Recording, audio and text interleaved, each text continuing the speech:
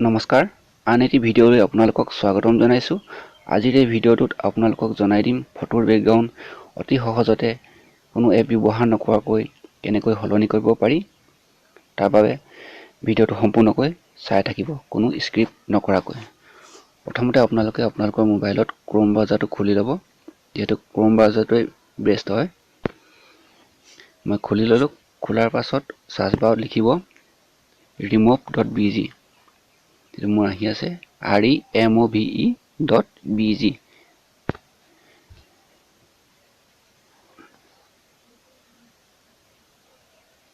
আপোনালোকৰ পেজটো এনেকৈ খোল খাই যাব। খোল খোৱাৰ পাছত প্ৰথমত যিটো remove.bg আছে সেইটোতে ক্লিক কৰি দিব।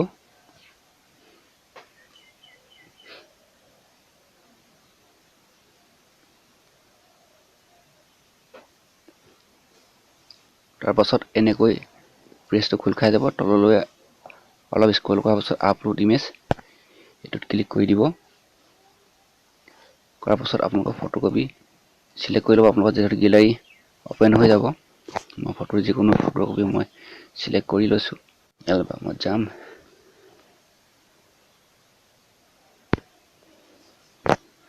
মই যিকোনো কপি ফটো মই সিলেক্ট কৰি লৈছোঁ, যিহেতু মোৰ ফটো বহুত আছে ইয়াত। মই ফটোকপিকে সিলেক্ট কৰি লৈছোঁ।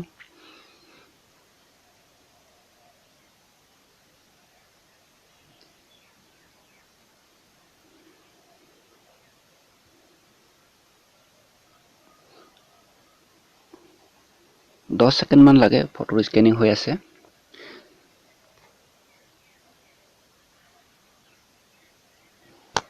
এতিয়া হৈ গ'ল। এতিয়া এডিটত যাম। যিটো এডিট আহি আছে ওপৰ চুকত ফটোকপি, সেইটো এডিটত ক্লিক কৰি দিব।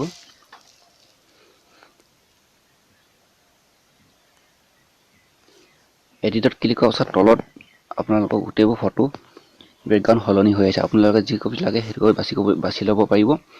যিহেতু এই কপি ধুনীয়া লাগিছে অলপ নেচাৰৰ ওপৰত।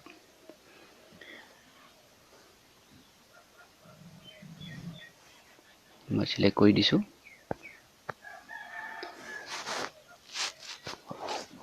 এতিয়া দেখিলে না ফটোকপি কি ধুনীয়াকৈ বেকগ্ৰাউণ্ডটো সলনি হৈ গ'ল। আপোনালোকে যি কপি লাগে সেইটো কপি বাছি ল'ব পাৰিব। ইয়াত বহুতো দিয়া আছে যেনেকুৱা লাগে।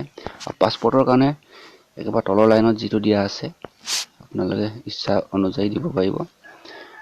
যদি পিংক কালাৰত লাগে পিংক কালাৰ দিব পাৰিব। যিটো কালাৰ লাগে আপোনালোক সকলো কালাৰটো সলনি কৰি আপোনালোকে ছেভ কৰিব পাৰিব। যিহেতু মই আপোনালোকক দেখুৱাবৰ কাৰণে মই যিকোনো এটা ফটো বাছি লওঁ পটাপট।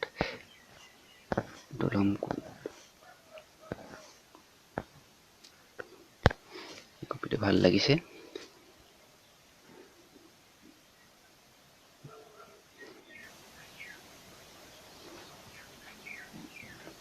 এতিয়া ছেভ কৰি দিম। ছেভ কৰিবলৈ আপোনালোকে ওপৰৰ চুকত যিটো কাৰ্চন তললৈ আহি আছে সেইটোত ক্লিক কৰি দিব। ক্লিক কৰাৰ লগে লগে আপোনালোকৰ দুটা অপশ্যন খোল খাব। এটা হৈছে শ্বেয়াৰ ইমেজ আৰু এটা হৈছে ডাউনলোড ইমেজ। ডাউনলোড ইমেজটোত ক্লিক কৰি দিব আৰু মোৰ ফটোকপি ছেভ হৈ গ'ল। আৰু এতিয়া অপেন কৰি আপোনালোকে এনেদৰে চাব পাৰে।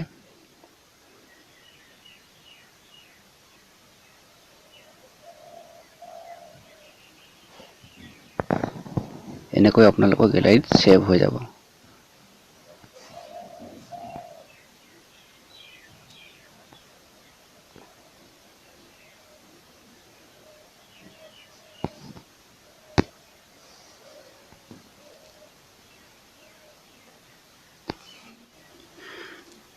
এনেকৈ আপোনালোকে সকলোবোৰ ফটো বেকগ্ৰাউণ্ড সলনি কৰিব পাৰিব অতি সহজতে। ধন্যবাদ।